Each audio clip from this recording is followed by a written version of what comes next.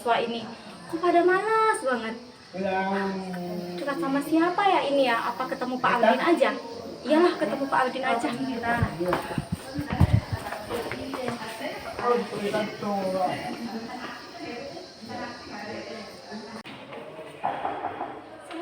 Waalaikumsalam. Bapak, boleh saya ganggu waktunya? Boleh, silakan duduk. Bu Ika kok wajahnya kelihatan murung ya? Ada apa ya Bu Ika? Iya Pak, ini saya sedang pusing. Anak-anak saya susah sekali diajak belajar. Mereka malas sekali kalau di dalam kelas.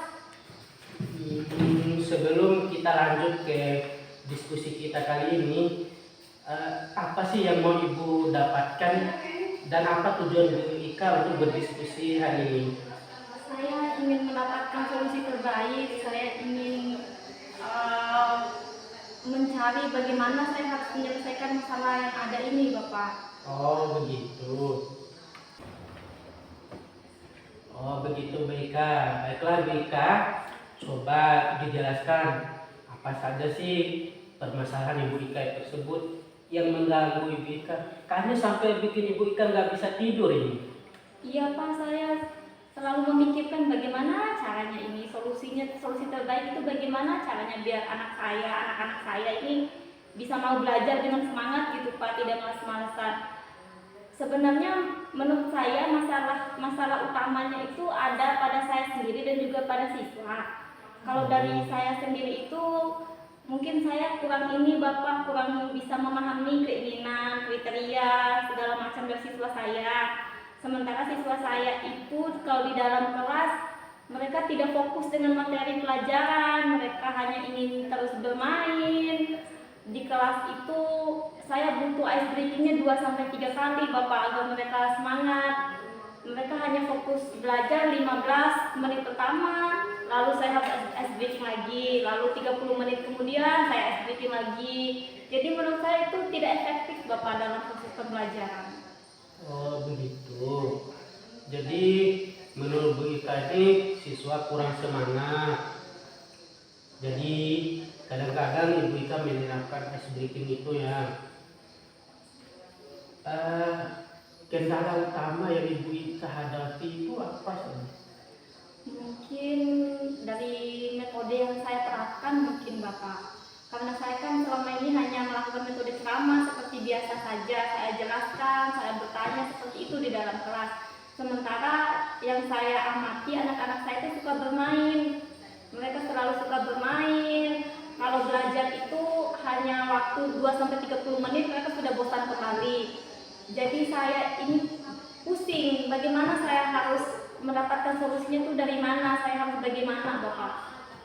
Jadi saya tahu masalah utama Ibu Ika ini siswa kurang semangat ya dalam pembelajaran. Iya Bapak. Bagaimana dengan hasil belajarnya? Hasil belajar siswa itu nilainya? Hasil belajarnya ada sebagian siswa yang rajin Bapak tentu saja, tapi 50%-nya anak-anak saya rata-rata hanya mendapatkan nilai sedikit lebih tinggi dari KKM. Itu juga yang menjadi keresahan saya sebenarnya. Bagus itu Ibu Ika punya keresahan terhadap proses pembelajaran yang menurut Ibu Ika masih di bawah KKM. Nah, apa saja yang sudah Ibu Ika lakukan untuk mendorong agar siswa semangat untuk belajar? Kalau di dalam kelas tentu saja saya ini Bapak melakukan ice breaking seperti yang saya jelaskan tadi. Tapi waktu saya pertama masuk tentu saja saya ajak mereka berdoa, membersihkan kelas dulu, lalu saya tanya kabarnya mereka bagaimana, kesehariannya di rumah bagaimana, bahagiakah mereka hari ini. Lalu saya masuk ke materi, 15 menit pertama itu lancar Bapak, efektif proses pembelajarannya. Lalu masuk ke 20 menit kedua itu anak-anak saya sudah mulai bosan. Lalu saya terapkan ice breaking. Setelah ice breaking 5-7 menit, saya ajak mereka bermain lagi, bernyanyi, merenggangkan badan. Lalu saya lanjut lagi materinya 30 menit kemudian masih efektif, tapi kembali lagi mereka merasa bosan. Jadi saya harus bagaimana ini? Begitu. Rasanya apa yang saya lakukan itu masih belum cukup untuk siswa saya, Bapak. Apa karena tapi secara keseluruhan apa yang sudah ibu lakukan itu udah bagus menurut saya.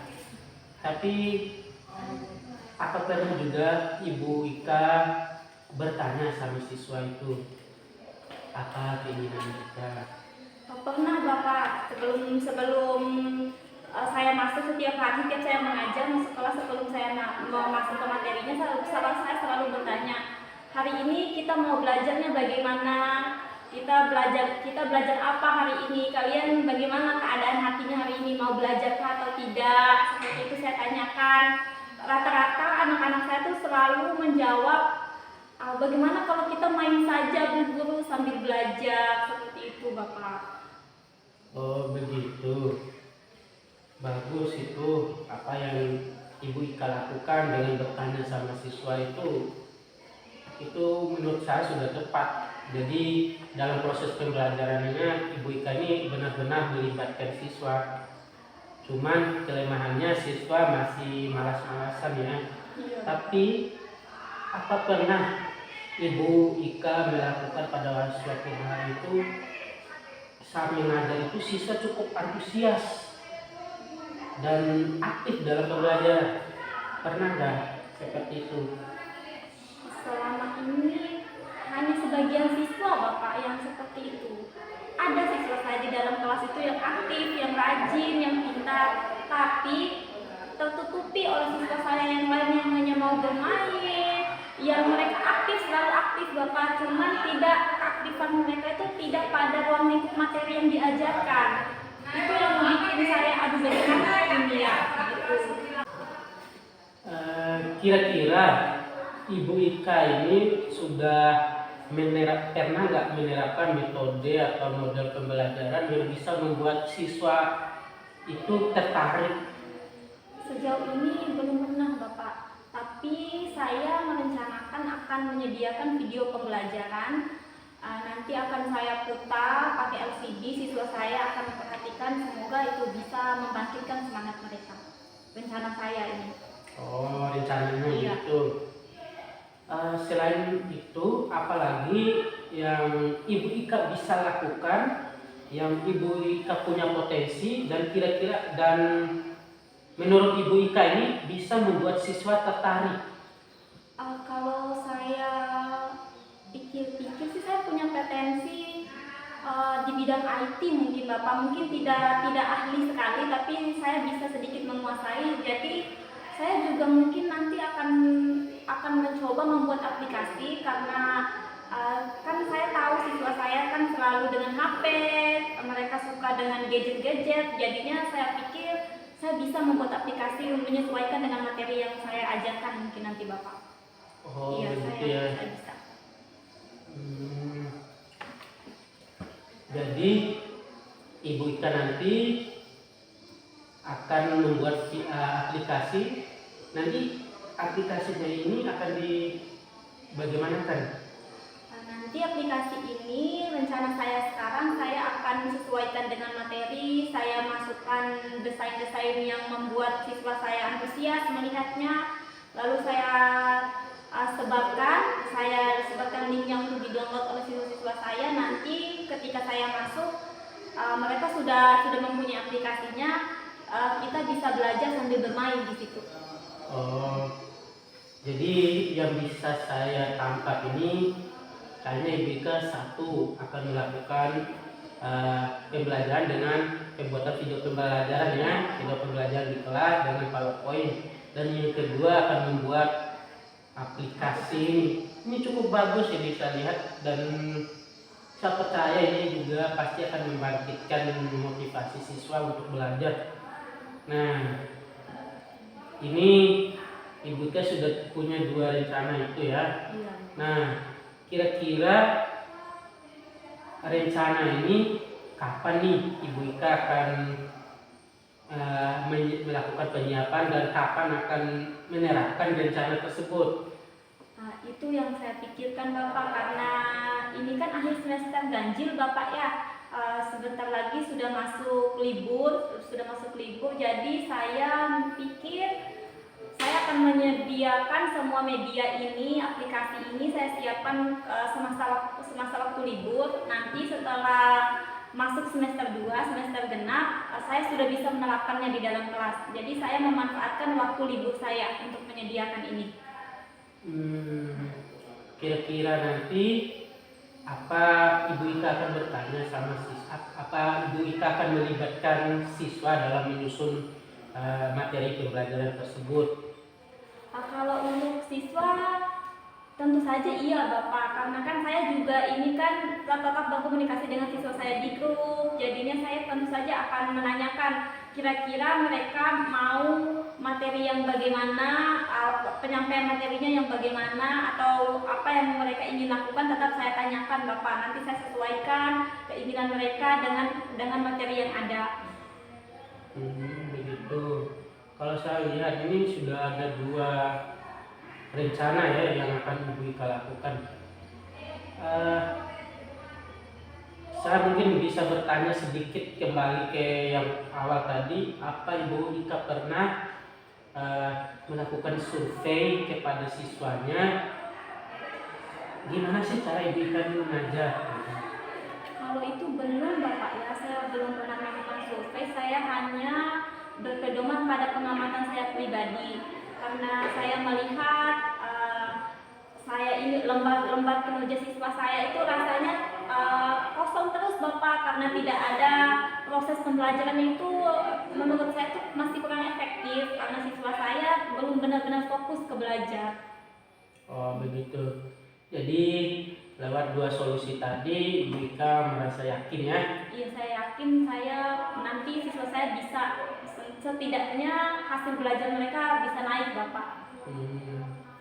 Ini kan Ibu udah berencana nih akan mulai melakukan 2 rencana tersebut pada semester depan atau semester 2, dan pada masa libur ini nggak apa-apa ya Bu Ika, waktu liburnya diisi dengan ya menyiapkan proses pembelajaran, menyiapkan materi pembelajaran tersebut.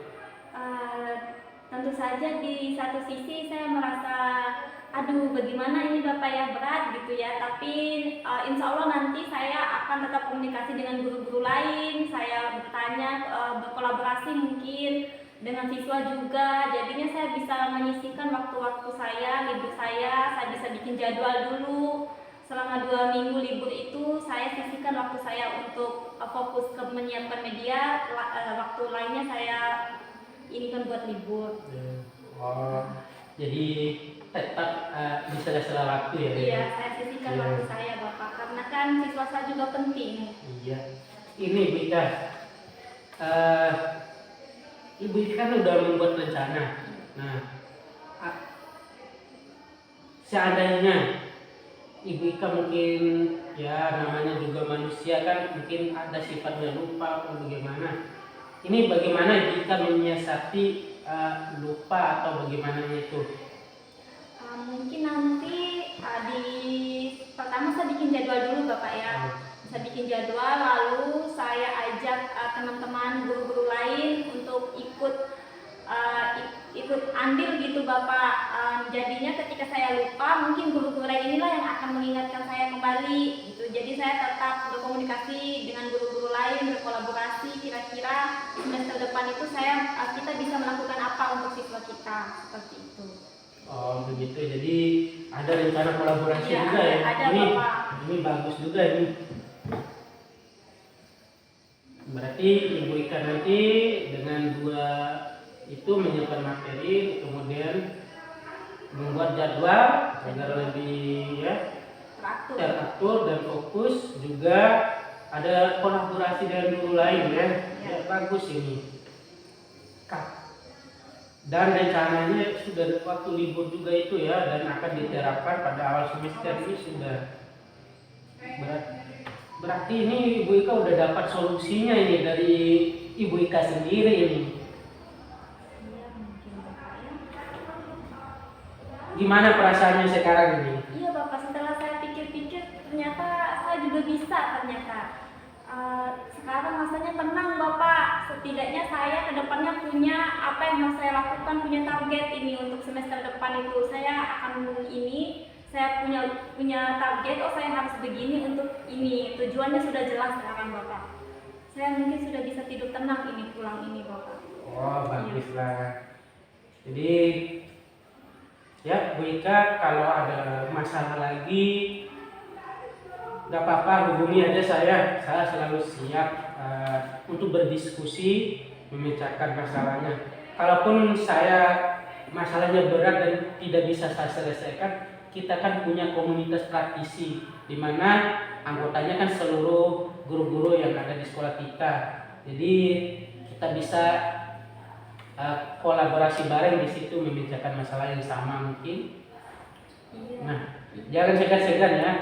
Iya, takutnya mengganggu waktu atau bagaimana. Jadinya saya merasa, aduh, di mana saya tempat menceritakan ini ya. Jadi saya datang ke Bapak hari ini. Oh iya. Jadi sekarang udah lega Ya, ya. sekarang sudah lega, saya sudah dapat solusinya, saya sudah dapat target apa yang mau saya lakukan. Saya bisa tidur tenang Bapak sekarang, sudah tenang. Selamat ya. Iya Bapak. Terima kasih Bapaknya sudah mau mendengarkan keluh kesah saya. Sampai sekarang saya juga alhamdulillah sudah dapat gitu, sudah ada penerangan sedikit berkat Bapak juga. Terima kasih banyak. Ya sama-sama. Sebenarnya ini kan solusinya dari Ibu Ika sendiri. Saya hanya ya membuka potensi-potensi yang Ibu Ika miliki. Iya Bapak, jadinya ya mungkin seperti itu saja Bapak ya. Terima kasih sudah mau mendengarkan keresahan hati saya. Saya pamit Bapak ya. Inilah proses coaching yang saya lakukan bersama Ibu Nurofika, di mana proses coaching yang kami lakukan tadi sudah mengikuti langkah-langkah Tirta, di mana tadi saya menanyakan dulu tujuan dari proses diskusi atau proses coaching tersebut kepada Ibu Nurofika, dan sudah dijawab Ibu Nurofika bahwa beliau mengatakan ingin menemukan solusi dari masalah beliau tersebut. Kemudian proses kedua identifikasi. Saya sudah mengidentifikasi tadi lewat pertanyaan-pertanyaan saya, dan Ibu Nurofika menjawab bahwa masalahnya adalah proses pembelajaran yang Ibu Nurofika lakukan di dalam kelas ternyata kurang memancing minat siswa untuk belajar. Artinya sebagian besar siswa kurang aktif, dan kemudian untuk rencana aksi berdasarkan potensi yang Ibu Ika miliki, Ibu Ika akan melakukan dua hal, yaitu melakukan pembelajaran di kelas dalam bentuk video menggunakan metode video pembelajaran, dan yang kedua akan mempergunakan aplikasi permainan, di mana dalam aplikasi permainan tersebut akan disisipkan materi-materi pembelajaran. Jadi, dan proses terakhir itu tanggung jawab. Saya sudah menanyakan bagaimana langkah-langkah Ibu Ika yang akan melakukan aksi atau solusi dari permasalahannya tadi. Beliau sudah menjawab akan membuat jadwal, bahkan akan berkolaborasi dengan guru-guru lain yang mungkin akan saling mengingatkan juga. Dan yang bagusnya juga Ibu Ika melibatkan siswa dalam memperbaiki proses pembelajaran yang beliau lakukan. Jadi kesimpulannya, proses coaching itu membantu seseorang atau coach yang memiliki masalah menemukan solusi dari masalah tersebut oleh coach sendiri. Jadi coach di sini hanya mengungkapkan potensi-potensi yang dimiliki oleh seorang coach untuk menyelesaikan masalahnya sendiri. Jadi teman-teman penonton yang ingin lebih tahu lagi tentang apa sih proses coaching tersebut, jangan lupa saksikan video saya selanjutnya, dan video selanjutnya saya akan melakukan proses coaching bersama siswa. Tentu saja permasalahannya dari siswa sendiri dan real, dan termasuk Ibu Nurofika tadi itu adalah permasalahan real yang Ibu Nurofika alami, dan kami tidak membuat skenario apapun, kami syuting mengalir seperti biasa. Jadi sebelum saya menutup video ini, jangan lupa like,